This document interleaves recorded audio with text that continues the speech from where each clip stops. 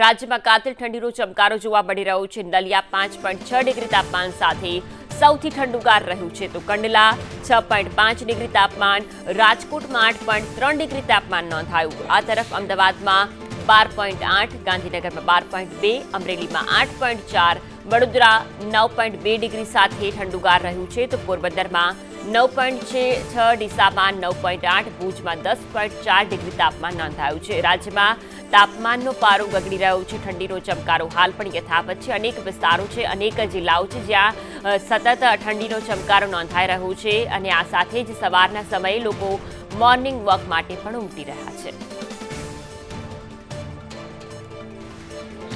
અમદાવાદ સહિત સમગ્ર રાજ્યની અંદર ઠંડીનો ચમકારો અનુભવાઈ રહ્યો છે। અમદાવાદમાં તાપમાન 12 ડિગ્રી સુધી પહોંચી ગયું છે, ત્યારે ઠંડીના ચમકારાની વચ્ચે પણ અમદાવાદના ગાર્ડનની અંદર લોકોનો ઘસારો છે જોવા મળી રહ્યો છે, કારણ કે આ જે ઠંડીનો ચમકારો હોય છે તેની વચ્ચે લોકો ખાસ કરીને સ્વાસ્થ્યની તકેદારી સૌથી વધુ રાખતા હોય છે। ત્યારે જોઈ શકાય છે કે જે ગાર્ડનની અંદર આવેલું ઓપન જીમ છે તેની અંદર આ પ્રકારે લોકો એક્સરસાઇઝ કરી રહ્યા છે। મોર્નિંગ વોકર્સ છે કે જે વોક કરી રહ્યા છે, રનિંગ કરતા પણ કેટલાક લોકો જોવા મળી રહ્યા છે। એટલે કે જે ઠંડીનો ચમકારો છે તેની વચ્ચે રક્ષણ તો લોકો મેળવે છે, અલગ અલગ નુસ્ખાઓ અપનાવે છે, પરંતુ સાથે સ્વાસ્થ્યની પણ વિશેષ રીતે તકેદારી જે છે તે લોકો રાખી રહ્યા છે। જે યુવાનો હોય, ખાસ કરીને કે સિનિયર સિટીઝન્સ હોય, સૌ કોઈ અત્યારે આ જ પ્રકારે પાર્કની અંદર, ગાર્ડનની અંદર એક્સરસાઇઝ કરતા જોવા મળી રહ્યા છે અને વિશેષ રીતે પોતાના સ્વાસ્થ્યની તકેદારી છે તે રાખવામાં આવી રહી છે, કારણ કે જે રીતે ઠંડીનો ચમકારો હોય છે, ઠંડીની ઋતુની અંદર વિશેષ રીતે લોકો એક્સરસાઇઝ કરતા હોય છે। લોકો સાથે પણ વાતચીત કરીશું। ઠંડીનો ચમકારો ખૂબ જ છે, આપ એક્સરસાઇઝ કરી રહ્યા છો, કેવું લાગે છે? ઠંડીથી બચવા શું કરો છો? ઠંડીથી બચવા કંઈ કરવાની જરૂર લાગતી નથી, એક્સરસાઇઝથી જ ગરમી આવી જાય છે। કેટલું ફિટ રહેવાય છે આખું વર્ષ? આજે ઠંડીમાં એક્સરસાઇઝ કરો, હેલ્થ કોન્શિયસ બનો? સારું લાગે, ઘણું સારું લાગે, બોડી ફ્રેશ રહે છે સવારથી। બિલકુલ, તો જે રીતે લોકો છે કે મોર્નિંગ વોક કરતા હોય છે, સાથે સાથે અલગ અલગ એક્સરસાઇઝ પણ કરે છે અને જે સ્વાસ્થ્યને વિશેષ રીતે તકેદારી છે લોકો રાખતા જોવા મળી રહ્યા છે।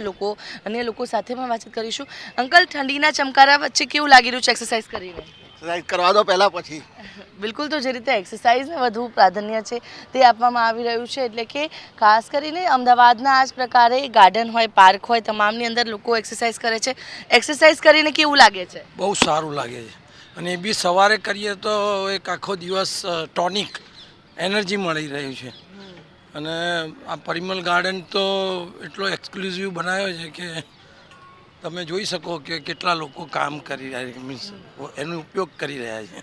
બિલકુલ, તો જે રીતે લોકો છે ગાર્ડનની અંદર આવી રહ્યા છે, કોર્પોરેશન દ્વારા જે વિશેષ વ્યવસ્થા છે તે કરવામાં આવી છે ને આ પ્રકારે મોર્નિંગ વોકર્સની જે સંખ્યા છે તેમાં પણ અમદાવાદમાં સતત વધારો થતો જોવા મળી રહ્યો છે। ઠંડીનો ચમકારો તો છે જ, પરંતુ સાથે સાથે જે હેલ્થની પણ લોકો તકેદારી રાખી રહ્યા છે, સ્વસ્થ રહેવા માટે મોર્નિંગ વોક કરે છે, એક્સરસાઇઝ કરે છે અને ઠંડીના ચમકારા વચ્ચે પણ અમદાવાદના ગાર્ડન અને પાર્કની અંદર આ પ્રકારની જે દ્રશ્યો છે તે સામે આવી રહ્યા છે। કેમેરા પર્સન મનીષ વાણિયા સાથે આયુષી યાજ્ઞિક, સંદેશ ન્યૂઝ, અમદાવાદ।